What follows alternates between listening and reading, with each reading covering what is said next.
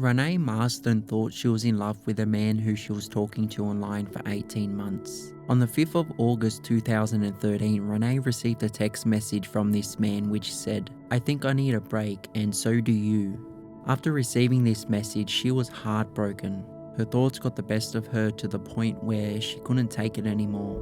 So she drove to the Gap, a cliff edge known for suicides, and jumped. We have three main people in this story: Renae Marsden, Camila Zeidan, and Brayden Spiteri. Renae and Camila were in a relationship when they both attended the all-girls Mount St Benedict's College in Sydney in 2008. It wasn't long until they went their own ways but still stayed close friends. In late 2011, Camila introduced Renae to a man. Camila told Renae that his name was Brayden Spiteri and that they met at a nightclub called The Brewery. This was one of the photos she used to show that Brayden was real. So Renae and Brayden started chatting by Facebook and text messages almost every day. This went on for around 18 months where Renae became in love with this new man. The only problem with Renae and Brayden's relationship is that he was serving time in Goulburn prison for a driving charge from an accident which ended up with his friend Richie dead. He'd also forfeit his visitation rights to serve a shorter sentence. Their communication throughout the 18 months would include Renae sending voice clips, which Brayden didn't send back because he wasn't allowed a phone, and if anyone heard him talk on it then he'd serve a longer sentence. While talking to Brayden, Renae was working full-time as a hairdresser, which before that in 2009 she went to TAFE to study hairdressing. On December 2011, Brayden introduced himself to Renae's mother Teresa by text messages. He said that he and Renae would see how things went when he was released from prison. In early 2012, Renae told her mother that she was in love with Brayden. Renae had even gotten a tattoo that said B. Spiteri on her right chest at Bondi ink. She and her best friend Camila went. Around mid-July 2013, there was around a month-long period where no back and forth messages between Renae and Brayden happened. This was because he had a court case, the outcome of which Renae hoped would result in Brayden being released from prison. On the 5th of August 2013, just under a month of no response from Brayden, Renae got a text message at about 1 PM while Renae and Joseph, a work colleague, were walking to a cafe for lunch. Renae started crying and shaking. She showed Joseph the message which Brayden had sent, which said, "I think I need a break and so do you." Over an hour and a half after that message, at 2:44 PM, telephone records show that Renae made a 90-second call to Goulburn prison. We don't know what is said during the call, but I think that she'd asked for Brayden Spiteri and was told that he wasn't there. When Renae arrived home early from work that day, her mother knew that something was upsetting Renae. She asked her what was wrong and Renae told her, "Nothing is wrong, Mum." Brayden sent a message to Renae's mum saying, "Sort your daughter out, threatening to kill herself." Teresa replied, "Please explain to me why a young woman would want to kill herself." Brayden responded, "Ask her yourself. Maybe explain to me why you never got her help last time." Renae left the house taking her little sister to her grandmother's house and then drove to Watson's Bay to the infamous cliff edge called the Gap. She parked along Military Road about 150 metres away to the steps of the entrance to the cliffs. At 5:22 PM, she's seen on CCTV walking around the area where she'd sit down on the brick wall of the old gun turret. She sent Brayden 5 more texts, and one of those texts said, "I'm sorry for everything.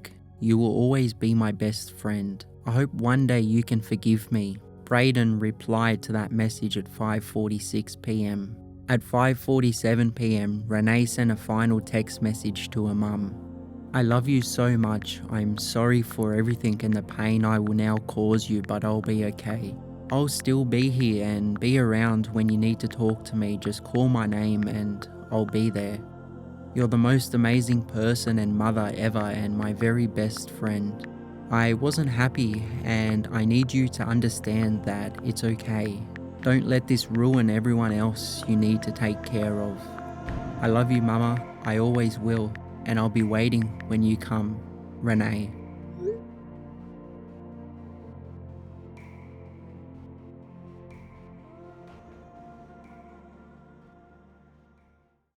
At 5:51 p.m, about 4 minutes after sending her mum a final message, Renae climbed over the fence at Jacob's ladder and looked over the cliff edge. At 5:54 p.m, CCTV shows her throwing her phone in the water. She moved further down the cliff and jumped. Her phone stopped at 5:58 p.m. Police managed to get Renae's last mobile ping, which led them to the Gap, an ocean cliff where they found Renae's car along Military Road at about 8:45 p.m. A land and air search was done that night but came up nothing. The police continued to search the next morning along with Renae's parents. 3 divers searched the sea bottom near the rock foreshore opposite Jacob's ladder but found nothing. The next day another search was done further out from the cliff edge but again found nothing. Inside Renae's car was a photo montage of Brayden and the words "I love you baby" on the other side, which was printed in June 2012. That was just under a year since they started messaging. Also inside was her wallet and an iPhone in a pink case which had been used on some occasions to message Brayden. Maybe you've got an idea of who Brayden Spiteri is. It's Camila Zeidan, Renae's best friend. Saying that Camila didn't have a toxic obsession with Renae would be like saying emus can fly. To really grasp just how toxic this obsession was, we'll go back to 2010 before Renae was introduced to Brayden. Renae and Camila's relationship started to drift away after Renae met a man named Angus at a salon she worked at. There were times like when Camila cornered Renae at a library and said, "As long as you refuse to answer my phone calls, I will continue to follow you." And when she grabbed Renae by the arm outside of a cafe after Renae told her that the friendship needs to end. Renae had also said that Camila punched her, pulled her hair and tried to take the steering wheel while she was driving on more than one occasion. In February 2020, an inquest was held at the coroner's court in Lincoln, about 7 years since Renae's death. During the inquest, it said that Camila said nothing but a pack of lies. At the inquest and the days following Renae's death, when the police were able to prove that she was Brayden Spiteri, she demonstrated no regard to Renae's family, who desperately wanted to know what was said between her and Renae the moments before she jumped. The day Renae died, Camila was talking to Renae as both herself and Brayden. And yes, Camila had 2 phones just for this purpose. The real man behind the photos of this fictional man, Brayden Spiteri, was actually Cameron Lang, who had nothing to do with the death of Renae. He vaguely remembers meeting Camila at a nightclub where they took a selfie together.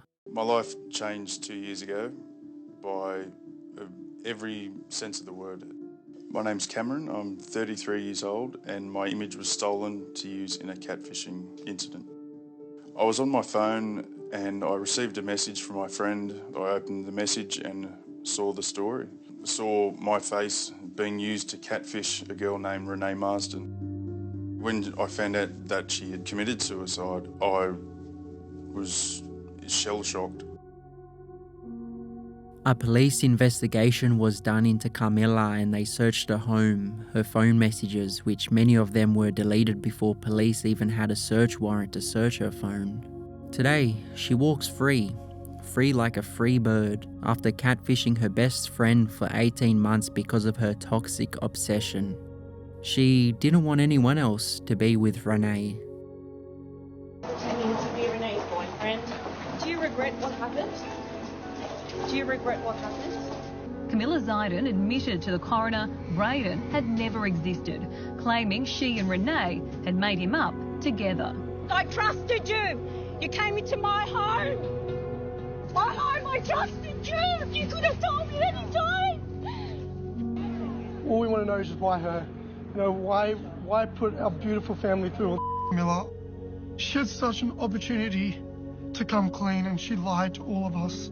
Still, even to the point where the coroner knew that she was lying and said, "Camila, tell the truth," she still lied. That's the most heartbreaking thing.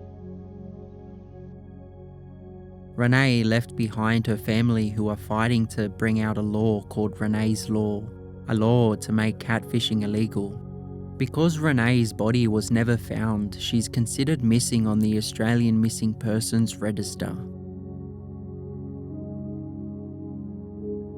Renae would have been 30 now, and she was looking forward to her 21st with plans already made before that tragic day in 2013. If you go through Renae's Facebook profile, you can really get a sense of who she was just by her photos. She was outgoing, beautiful, energetic, and had loads of friends and a very big family that loved taking photos with her. When we wake, hear the birds and see the sun. Side by side our fears are done. All the good times just begun. Oh, we know what we have, let's hold on tight. Found what we're looking for in life.